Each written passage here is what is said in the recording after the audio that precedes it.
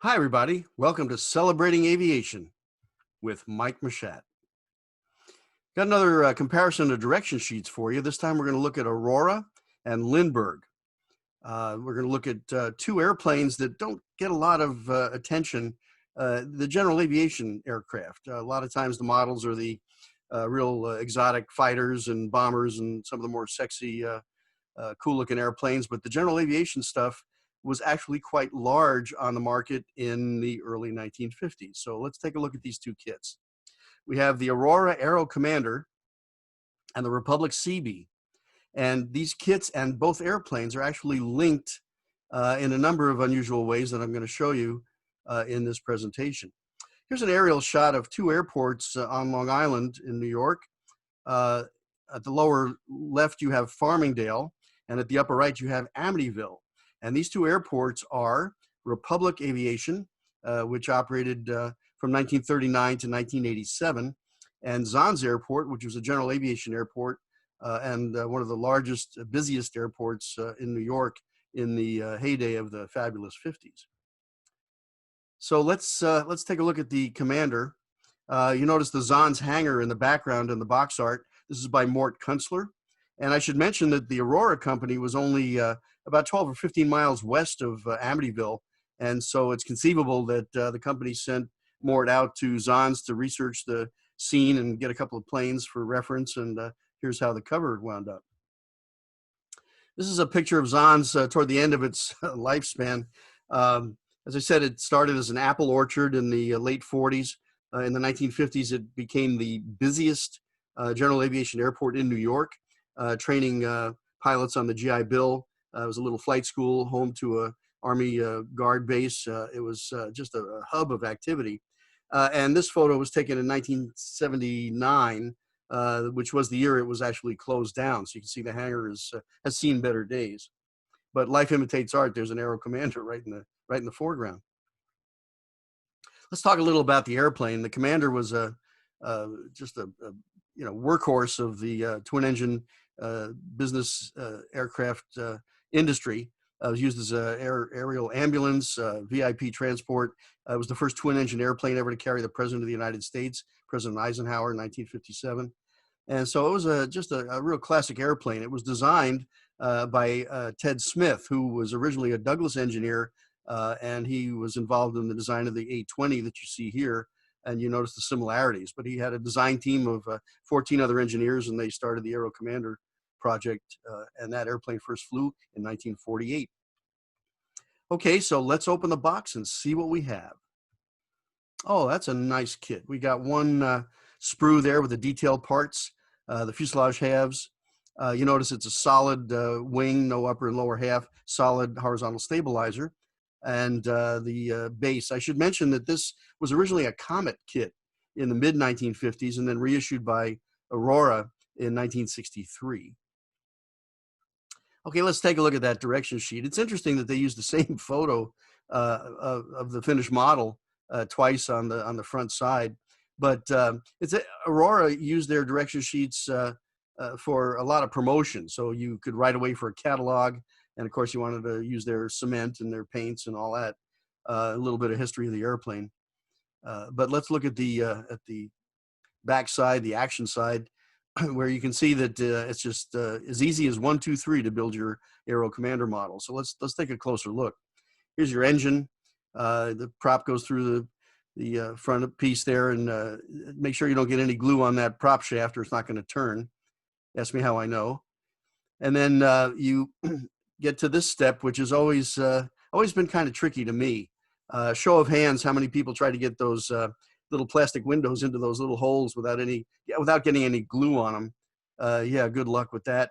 And then, of course, you have to put the ball of the stand arm in the fuselage halves before you glue them together. A little bit tricky, especially if this was early in your model building years. But you get those pieces assembled, and then you put in the solid wings, the tail, mount the engine nacelles, and pop in that windshield. Again, not getting any glue at all on that clear plastic piece, and you have a beautiful finished model of the Aero Commander. Now, I don't have a photo of the buildup, but I do have this. This is the actual airplane on the cover of the model kit. It's an Aero Commander based at Zons. And the reason I don't have a buildup is I'm keeping this kit as a collectible. But I worked at that airport. I drove that gas truck. I climbed that wood ladder, and I refueled the airplane in the foreground, which was owned by a charter operator. And I know that airplane pretty well. So let's compare that to the next kit, which is the Republic CB.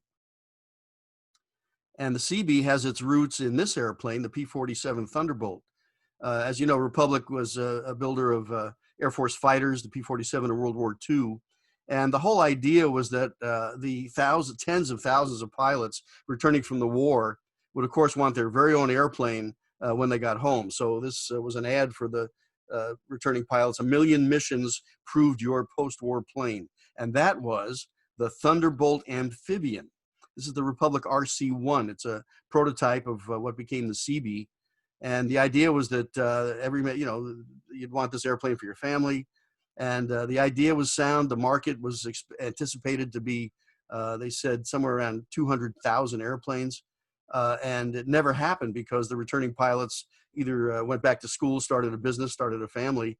And in many cases, the last thing they ever wanted to see again was an airplane. But this evolved into the production version, which was the RC-3. And this was named the CB in honor of the Navy engineers.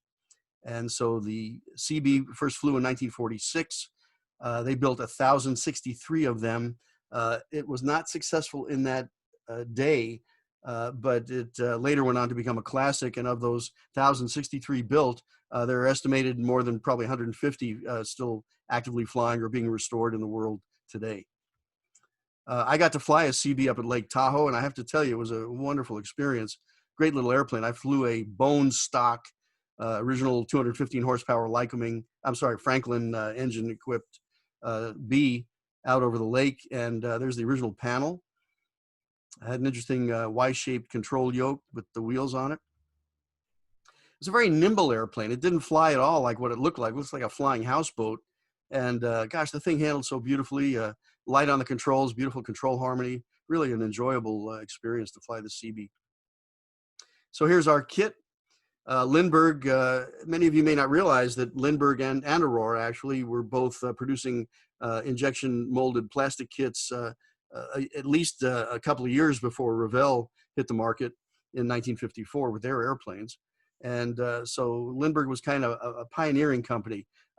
It doesn't have, for whatever reason, it just doesn't have the collectible value of the Revell and Monogram kits. I don't know why, because some of these models were really exquisite. But here's our CB, and let's take a closer look. If you ever heard the term Hershey bar wing, usually applied to the original Piper Cherokee, this is the reason why. It's just a big slab, parallel leading and trailing edges, the airfoil shape on top and flat on the bottom, just like a Hershey bar. And then here's our fuselage halves. You see the nice clean direction sheet and decals ready to go. And this is what kits look like. I should point out, this is before poly-wrap bags and all sorts of measures to make sure parts didn't fall out of the boxes. And that's why in many cases you see tape on the sides of the boxes, because the dealers got tired of the kids complaining parts were missing. And so that's part of the vintage model milieu. But here's the direction sheet for the Lindberg kit. Pretty simple. They assume that you know how to build a model. And so they're showing you the completed right half of the airplane on the left side of the direction sheet, and all the pieces that you have to figure out what they are and then put them together on the right-hand side of the direction sheet. But again, pretty basic, and they figure you've been building models for a while, so this is just pretty much what you need to know. On the reverse side, it shows the photo of the finished model, and oh, look at this. The lower half is a catalog of Lindberg models. There's 40 model kits represented here. And I believe the famous marketing phrase was, be the first kid on your block to build the whole set. Yeah. Oh gosh, what would be the next one you'd want? I think I'd go for the Flying Saucer. No, maybe the F-86. Well, maybe the Thunderstep. Well, you can see what happened. You'd look at these things and you had to go out and get eventually every single one of them. So here's a photo of the finished model so you can see how to paint it. You had to paint the windows on there. Glencoe later re-released this kit in the 80s and 90s, and it was clear plastic. You got to have clear windows, and then you'd paint the silver over the rest of the model. But here's a buildup of the Lindberg kit, and just really looks like the airplane. Very, very accurate, great fidelity. This model was built by my dear friend Craig Cadera, and there you've got the Republic Seabee from Lindberg. There's the real airplane at Lake Tahoe. Life imitates art. Hope you enjoyed this episode of Celebrating Aviation with Mike Machat. And special thanks to some good folks who helped make this video possible.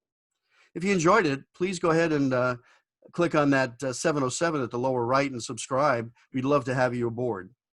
See you next time.